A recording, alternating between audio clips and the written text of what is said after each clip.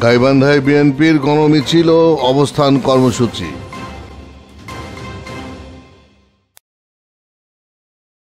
আসসালামু আলাইকুম। এমকে টেলিভিশনের নিয়মিত সংবাদে আপনাদের স্বাগত জানাচ্ছি আমি আশুরা খাতুন নদী। শুরুতেই শুনলেন সংবাদ শিরোনাম, এখন ডেস্ক থেকে বিস্তারিত।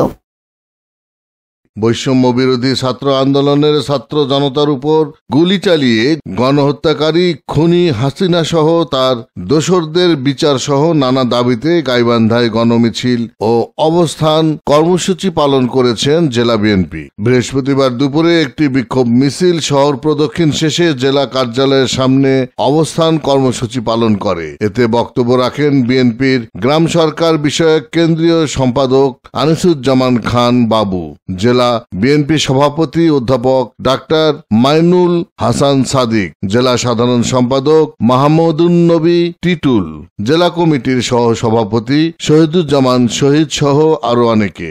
বক্তারা বলেন, ছাত্র জনতার অভ্যর্থনে দেশকে নতুন করে গড়ে তোলার সুযোগ সৃষ্টি হয়েছে। সকলকে শহীদ জিয়ার আদর্শে শান্তি ও স্থিতিশীলতা বজায় রাখতে হবে। তারা বলেন, খুনি হাসিনাকে দেশে ফিরে এনে বিচারের মুখোমুখি করতে হবে। Iftekhar, news desk, MK television. শেষ করছি এমকে টেলিভিশনের নিয়মিত সংবাদ। এতক্ষণ সাথে থাকার জন্য সবাইকে অসংখ্য ধন্যবাদ।